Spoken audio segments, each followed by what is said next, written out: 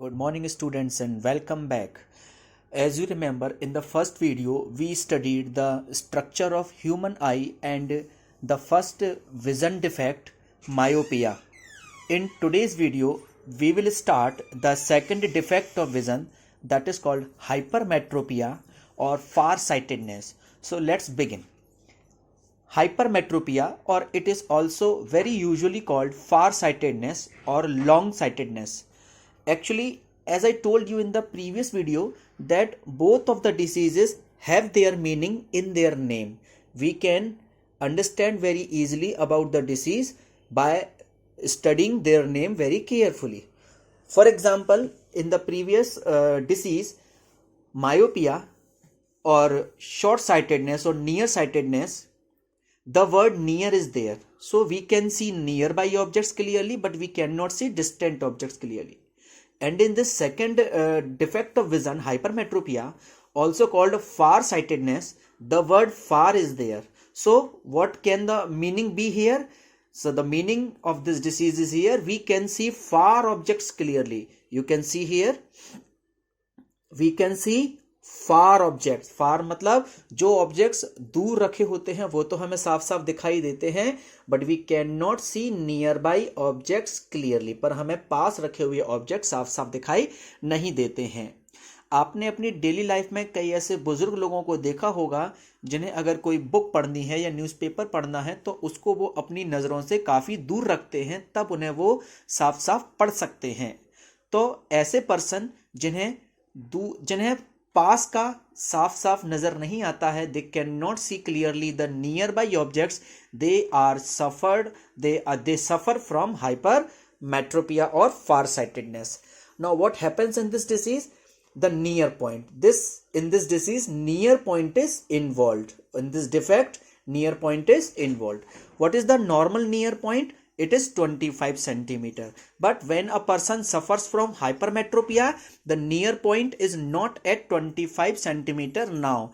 It recedes away. Recedes away मतलब अब आपका near point 25 centimeter पे ना होकर 25 centimeter से दूर चला जाता है. It may be 30 centimeter. It may be 35 centimeter. So for example, if a person is hypermetropic and its near point is 35 centimeter. अगर कोई व्यक्ति हाइपरमेट्रोपिक है और उसका नियर पॉइंट 35 सेंटीमीटर है तो उसको कोई भी चीज क्लियरली पढ़ने के लिए कम से कम 35 सेंटीमीटर पर रखनी होगी. ही can not read that book when it is kept at 25 centimetre. जब वो 25 सेंटीमीटर पर रखी जाएगी, नॉर्मल नियर पॉइंट पर रखी जाएगी, वहां पर उसे वो बुक साफ साफ पढ़ नहीं सकता है. So I hope it is clear what happens to the near point in this case. The near point goes away or near point recedes away from the eye. It is more than 25 centimeter. What happens to the image in this case? Where it is formed? Just like the way in myopia we saw that the image is formed before the retina. Oppositely, in this case the image is formed behind the retina. इसमें image कहाँ पर बनती है? Retina के पीछे बनती है, और रेटिना के पीछे बनी हुई इमेज क्लियर नहीं होती है. It is not clear, it is blurred. So image is formed behind the retina. In this case, the image is formed behind the retina. Let me show you through a diagram. Here. Normal eye. You can see that this is the first diagram is for a normal eye. For a normal eye, the object at near point, normal near point, its image is formed exactly at retina. This is the normal near point. यानी कि 25 centimetre पे जब object रखा होता है तो उसकी image retina पर ही बनती है. इसका मतलब है इस व्यक्ति को हाइपरमेट्रोपिया नहीं है. लेकिन जिस व्यक्ति को हाइपरमेट्रोपिया होता है उसका नियर पॉइंट 25 सेंटीमीटर पे ना होकर पीछे चला जाता है. This is called defective near point. लेकिन अगर वह पर्सन 25 सेंटीमीटर पर ही या नॉर्मल नियर पॉइंट पर ही बुक को रखता है तो उसकी इमेज रेटिना के पीछे बनती है. You can C in the diagram. अब उसको नॉर्मल नियर पॉइंट पे ना रख के बुक को कहां रखना पड़ता है, डिफेक्टिव नियर पॉइंट पर, दैट इज 30 सेंटीमीटर और 35 सेंटीमीटर, और it may be more than also. 35 centimetre पे जब वो बुक को रखेगा, only in this case the image will be at retina. तो इस डिसीज को हम, इस डिफेक्ट को हम हाइपरमेट्रोपिया कहते हैं। और ये आई हाइपरमेट्रोपिक आई है, यानी कि हाइपरमेट्रोपिक आई में पर्सन को 25 सेंटीमीटर पर ऑब्जेक्ट ना रखकर 30 या 35 सेंटीमीटर पर, या जो भी उसका डिफेक्टेड नियर पॉइंट है वहां पर उसको ऑब्जेक्ट रखना पड़ता है, तभी उसकी इमेज रेटिना पर बनती है। अब हम बात कर लेते हैं इसके रीजंस की, इसमें क्या रीजंस होते हैं।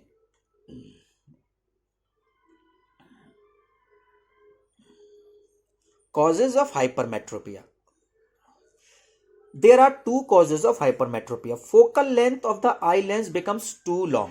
फोकल लेंथ इंक्रीज हो जाती है। इसमें आपने देखा था इमेज कहां बनती है, रेटिना के पीछे बनती है, इसका मतलब है फोकल लेंथ बढ़ गई है। इससे पहले वाले केस में क्या था, फोकल लेंथ कम हो जाती है। इसमें क्या है, फोकल लेंथ आपकी इंक्रीज हो जाती है, focal length is larger than the normal.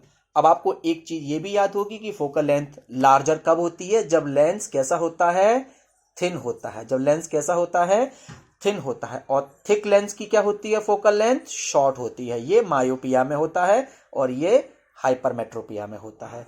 So thin lens, hypermetropia का एक कॉज आप थिन लेंस भी दे सकते हैं या लार्ज फोकल लेंथ भी दे सकते हैं। Second is eyeball becomes too small, या तो फोकल लेंथ बड़ी हो जाए या आई बॉल आपका नॉर्मल से छोटा हो जाए। For example, normally eye ball इतना बड़ा है बट डिफेक्टेड आई बॉल इतना हो, तो इसका मतलब है इसमें भी इमेज कहां बनेगी, रेटिना के पीछे बनेगी।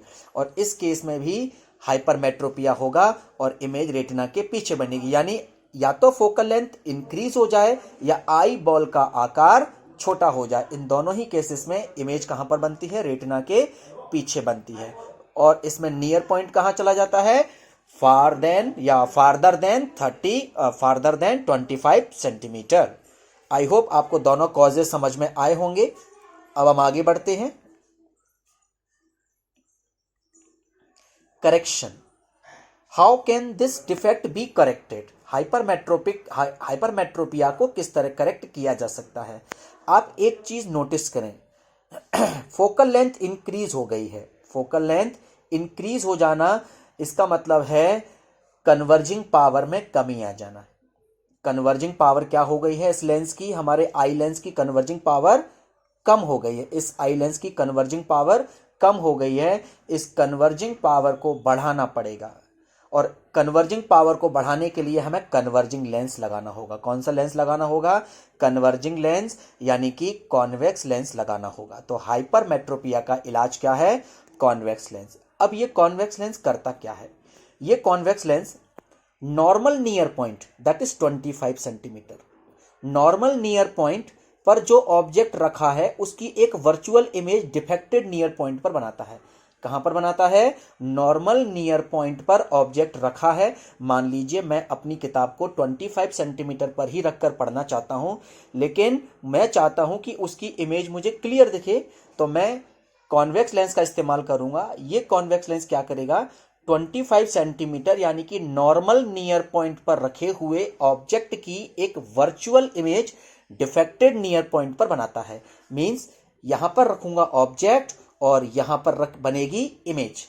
अब इस डिफेक्टेड नियर पॉइंट पर जो इमेज बनी, इस इमेज को फाइनली रेटिना पर हमारा लेंस बनाता है। आई होप आपको यह समझ में आया। हमेशा ये दो स्टेप में करेक्शन होता है। फर्स्ट करेक्शन हमारा जो लेंस लगाया गया है वो करता है, और फाइनल इमेज हमारी आंख का लेंस बनाता है। हर केस में, इस केस में क्या होता है, नॉर्मल नियर पॉइंट पर जो हमने बुक रखी है उसकी एक virtual image, erect image defected near point पर बनती है। मैं आपको डायग्राम से करके बताता हूं।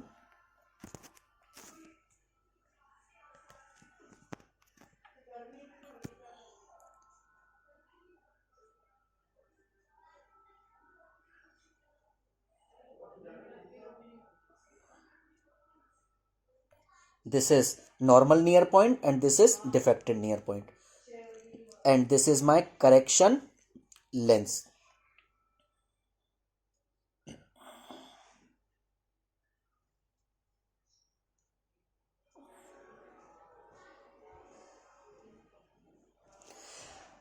A virtual image of this object is made at the defected near point, this is n dash, and finally its image is formed at the retina. क्या होता है, दो स्टेप में करेक्शन होता है. फर्स्ट स्टेप में आपका जो लेंस आपने लगाया है, करेक्शन लेंस लगाया है, वो वर्चुअल इमेज बनाता है.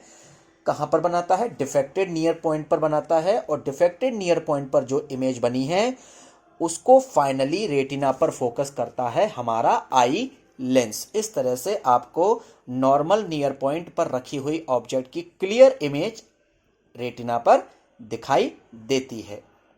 आई होप आपको हाइपरमेट्रोपिया भी समझ में आया होगा. इसके बाद हम चलते हैं थर्ड डिफेक्ट पर, जिसका नाम है प्रेस बायोपिया या हाइपरमेट्रोपिया ऑफ ओल्ड एज. इसे हम प्रेस बायोपिया या हाइपरमेट्रोपिया ऑफ ओल्ड एज कहते हैं. इसके बारे में पढ़ लेते हैं. It is the defect of vision due to which an old person can not see the nearby objects clearly due to the loss of power of accommodation.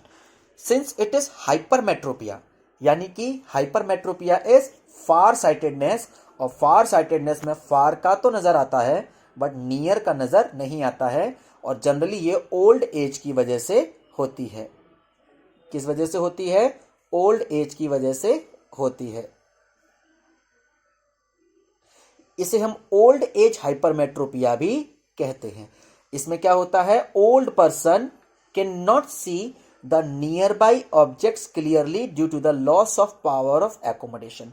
इसमें power of accommodation का loss हो जाता है, और एक old age जो person होता है उसकी आंखों से उसे क्लियरली पास का नजर नहीं आता है. आपने देखा होगा कई लोग सुई में धागा नहीं डाल पाते हैं, तो वो भी किसकी डिफेक्ट है, वो भी प्रेस बायोपिया का डिफेक्ट होता है.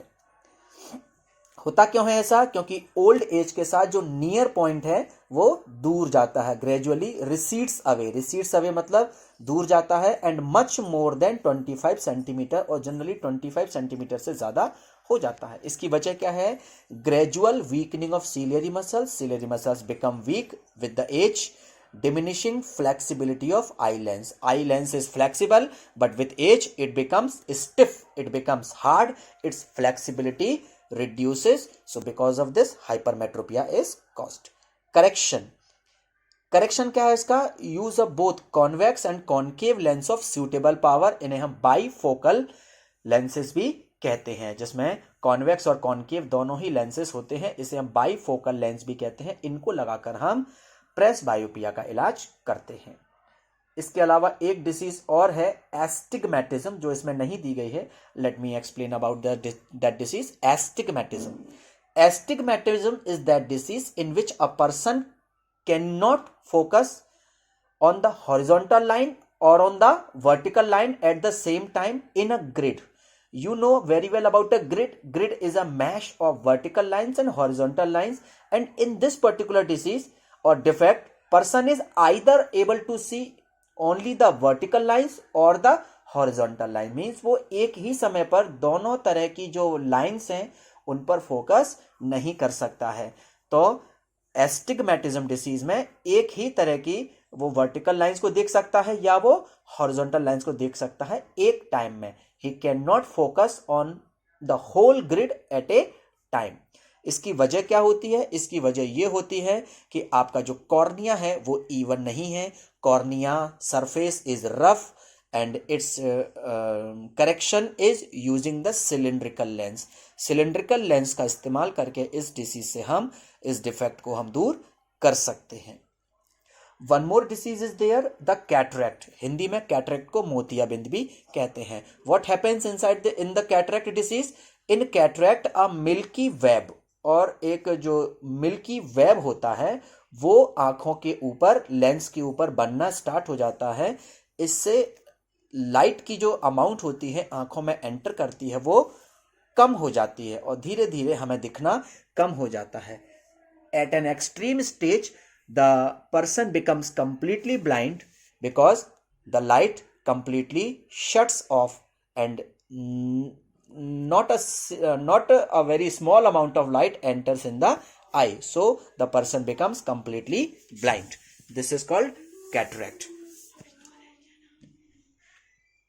Now after completing the defects, now let's talk about the advantages of eyes in front of the face. It gives a wider field of view. Since the eyes are in front of the face, so they cover a large area of view. It enhances the ability to detect faint objects. फेंट objects means अगर कोई object हमें धुंधला दूर है, बहुत हल्का, उस पर लाइटिंग नहीं आ रही है, तो वो भी हम आसानी से डिटेक्ट कर सकते हैं. One more very important point that it provide 3 dimensional view. ये हमें 3 डायमेंशनल इमेज भी बनाकर देता है.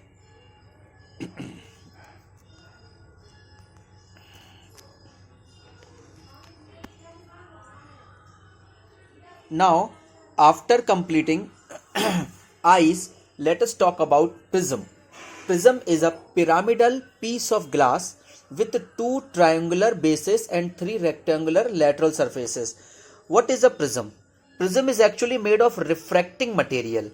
Refracting material means एक transparent material का बना होता है prism. इसमें 2 triangular bases होते हैं और 3 rectangular surfaces होती हैं.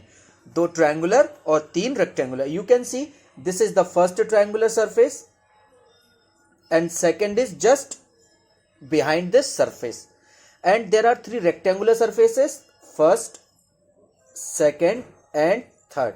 These 3 are the rectangular surfaces. Now let us study refraction through glass prism. This is a very important topic. You have to clear this topic because this will help you in next topics. Refraction through a glass prism. As you can see that here is a glass prism PQR and it is kept on the surface with base QR. P and Q, PQ and PR are called refracting surfaces. What are PQ and PR called? PQ and PR are called refracting surfaces. Why are they called refracting surfaces? Because these 2 surfaces will perform the refraction. ये दोनों surface क्या करेंगी? Refraction करती हैं. QR is called the base. QR is called the base because on this surface the prism has been kept on the ground.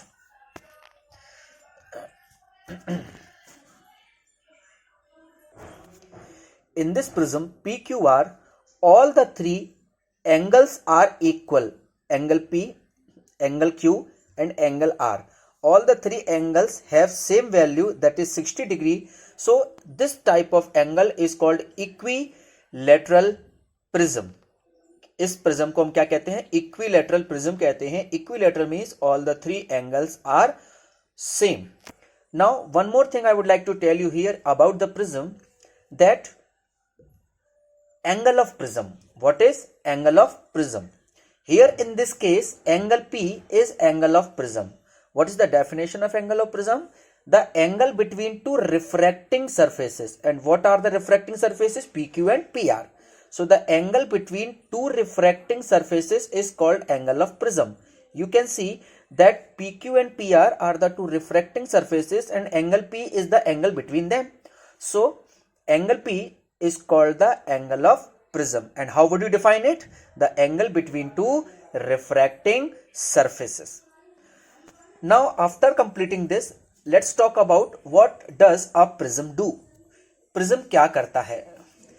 Prism क्या करता है? Prism refraction करता है. क्या करता है prism? Prism refraction करता है. Prism एक refracting device है. यह ट्रांसपेरेंट मटेरियल का बनता है, तो यह लाइट को रिफ्रैक्ट करता है. क्या करता है? लाइट को रिफ्रैक्ट करता है. You can see that A B is the incident light ray. A B is the incident light ray and N dash is the perpendicular. You can call it normal on surface P Q.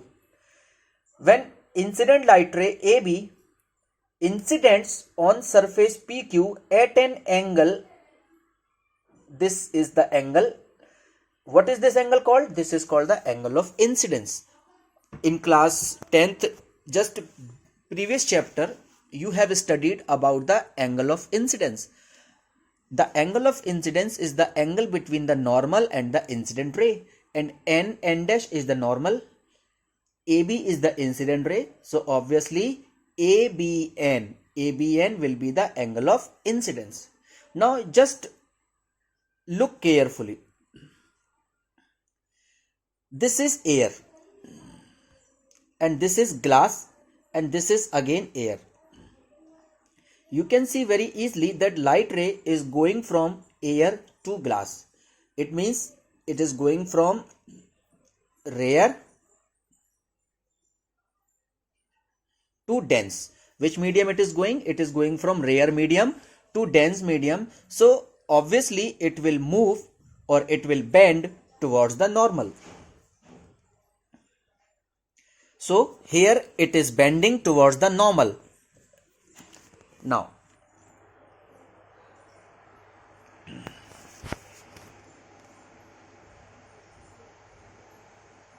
let me show you. Here it is bending. You can see that C, B, N dash is the angle of refraction. What is C, B, N dash? This angle. This angle is called the angle of this angle. This angle is called the angle of refraction. Now BC is the refracted ray. BC is the refracted ray inside the prism. BC क्या है? refracted ray है, पर ये refracted ray prism के अंदर है. अब BC light ray PR surface पर इंसिडेंट होती है और CD के रूप में इमरजेंट रे के रूप में बाहर आती है. यहां पर आप देखें कि लाइट रे ग्लास टू एयर जा रही है, means it is going from rare medium to dense medium. So it will bend away from the normal. So this is the normal.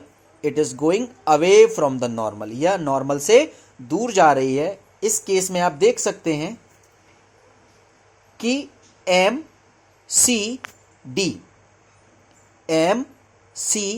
Is the angle of emergence. इसमें angle of emergence बन रहा है और यह angle of emergence incidence angle से बड़ा है. Incidence angle कहां पर है? इसका अंदर है. ये this is the angle of incidence for second surface PR. Now if you produce the incident ray AB in the forward direction and emergent ray in the backward direction, then they will intersect at point O. Here one angle is formed. That angle is DOC. What is the name of the angle? DOC. This is the angle. This angle is called angle of deviation. It is shown here. This angle is called angle of deviation. इसको हमने क्या नाम दिया है? Angle of deviation नाम दिया है. होता क्या है angle of deviation? Angle of deviation is the angle between incident ray. Let me show you in the diagram. Angle of deviation is the angle between incident ray and emergent ray. I hope it is clear. Angle of deviation is the angle between the incident ray and emergent ray when it finally goes out of prism. So this is the angle of deviation. Now let me clear one thing for you. This is a monochromatic light. Which kind of light? Monochromatic. Now most of you may not know what is monochromatic light. Monochromatic light means mono means one, chrome means color, means it is a single colored light. Monochromatic light क्या होती है? Single colour light होती है. यहां पर AB एक single colour light है, monochromatic light है. और मोनोक्रोमेटिक लाइट सिर्फ मोनोक्रोमेटिक लाइट में सिर्फ डेविएशन होता है. क्या होता है? डेविएशन होता है.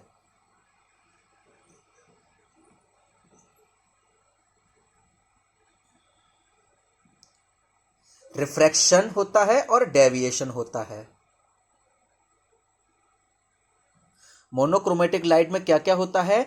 Refraction and deviation. लेकिन अगर यही लाइट मोनोक्रोमेटिक की जगह व्हाइट लाइट होती, मींस इसमें एक से ज्यादा कलर होते, तो इसमें रिफ्रैक्शन भी होता और डेविएशन भी होता और डिस्पर्जन भी होता. यहां पर एक नया टर्म हमारे सामने आता है, डिस्पर्जन. What is dispersion? उसको हम बाद में स्टडी करेंगे. एक बार हम फिर से एंगल और डेविएशन की डेफिनेशन को पढ़ लेते हैं. It is the angle between incident ray and emergent ray. What is the definition of angle of deviation? Angle between incident ray and emergent ray. Now let us come to the new topic in which we will incident a beam of white light. A beam of white light on a prism. And we will see what happens. In the previous topic, in the previous diagram, you saw that it was only a monochromatic light in which only one color was there. But in this diagram, you can see that a white light which is made up of 7 colors, Vibgyor, is incident on the refracting surface PQ of a prism PQR. So let's see what happens. You know that a white light consists of 7 colors. So when it enters inside the prism, it is dispersed. It is dispersed means it is split into its component colors. यानी कि जो white light है वो अपने सभी component colors में divide हो जाती है, बट जाती है. इस घटना को हम dispersion के नाम से जानते हैं. So let me define dispersion for you. Dispersion is the phenomenon in which light is split into its constituent colors or component colors. Or you can define it simply in such a way that the splitting of light in its component colors is called dispersion. The splitting of light in its components color is called dispersion of light. Which device does the dispersion? Dispersion is done by prism. Okay, now let's see how. You can see that AB is the incident light and the first light ray, this is the first light ray, this is the second, third, fourth, fifth, sixth and seventh. I think one more light has been given, which is wrong. Only 7 lights should be there because Vibgyor has white light has only 7 colors. Now one more thing, at the top red light will be there, and at the bottom of the prism violet light will be there. Why does this happen? Because the angle of deviation is minimum for red color and angle of deviation is maximum for violet color. I will tell you the reason for this. So here at a white screen, this is the white screen, we are getting all the 7 colors. We are getting a band of all the 7 colors which is called the spectrum. हम इसको क्या नाम देते हैं? Spectrum कहते हैं. And in this spectrum, red is at the top and violet is at the bottom. You must have seen this order of light in the rainbow also, because rainbow is also a spectrum. Rainbow भी एक spectrum होता है. बस फर्क इतना है कि rainbow में डिस्पर्जन की जो प्रोसेस होती है वो रेन ड्रॉप्स करती हैं, जो कि लिक्विड प्रिज्म का काम करती हैं. यहां पर अब मैं आपको रीजन बताता हूं कि रेड कलर का डेविएशन सबसे कम क्यों होता है और वायलेट कलर का डेविएशन सबसे ज्यादा क्यों होता है. आपने क्लास 9th में साउंड में एक टर्म पढ़ा था, वेवलेंथ. तो वेवलेंथ साउंड की भी होती है, वेवलेंथ लाइट की भी होती है, क्योंकि दोनों वेव्स हैं और वेव्स की एक बहुत ही इंपॉर्टेंट प्रॉपर्टी होती है वेवलेंथ। रेड कलर की वेवलेंथ सबसे ज्यादा होती है। The wavelength of red colour is maximum in the solar spectrum, visible spectrum. ये जो विजिबल स्पेक्ट्रम है, विबग्योर है, इसमें सबसे ज्यादा जो वेवलेंथ होती है वो रेड कलर की होती है, और सबसे ज्यादा वेवलेंथ होने की वजह से इसका एंगल ऑफ डेविएशन सबसे कम होता है, क्योंकि the angle of deviation is inversely proportional to the wavelength of the light. इसलिए रेड कलर की वेवलेंथ सबसे ज्यादा होने की वजह से एंगल ऑफ डेविएशन सबसे कम होता है। इसी तरह वॉयलेट कलर की वेवलेंथ सबसे कम होती है। वॉयलेट कलर की वेवलेंथ सबसे कम होती है, तो वॉयलेट कलर की वेवलेंथ सबसे कम होने की वजह से इसका एंगल ऑफ डेविएशन सबसे ज्यादा होता है। आई होप आपको यह चीज समझ में आई होगी। अब हम देखते हैं एंगल ऑफ डेविएशन सबसे ज्यादा कैसे है। We will produce forward the incident light ray, and this is the first light ray, red, so this is the angle of deviation for red. And in the same way, if we move from red to orange, orange to yellow, and then move in the progressive order, then slowly the angle of deviation will get increased and it will be maximum for violet color. So here we can easily understand that the angle of deviation is maximum for violet color. I hope this dispersion of light by a prism is also clear. Let us read something for you. When white light is passed through a glass prism, हमने यहाँ पर कौन सी light pass की है? White light pass की है। किससे through? एक प्रिज्म से through. It splits into 7 constituent colours. ये किस में डिवाइड हो जाती है? स्प्लिट हो जाती है 7 कॉन्स्टिट्यूएंट कलर्स में डिवाइड हो जाती है, एंड मेक और forms a band of 7 colors. This phenomenon is called dispersion of light. And what do we get here? We get spectrum. The band of 7 colors formed due to dispersion of white light is called spectrum. What is the acronym? Acronym means short form. What is the short form for the spectrum? WIBGYOR. As I told you, the angle of deviation is inversely proportional to the wavelength. So according to this formula, if the wavelength is higher, angle of deviation will be smaller. So you can easily tell the reason. This is very important question for exam purpose, that why the violet color is found at the bottom of the prism, because its angle of deviation is maximum, because its wavelength is minimum. Which color is found at the top? Red color is found at the top because it has minimum angle of deviation. इसका reason क्या देंगे आप? It has highest wavelength. So red is the least deviated color because it has largest or longest wavelength. Violet is the most deviated color because it has the smallest wavelength. I hope till here topics are clear to you.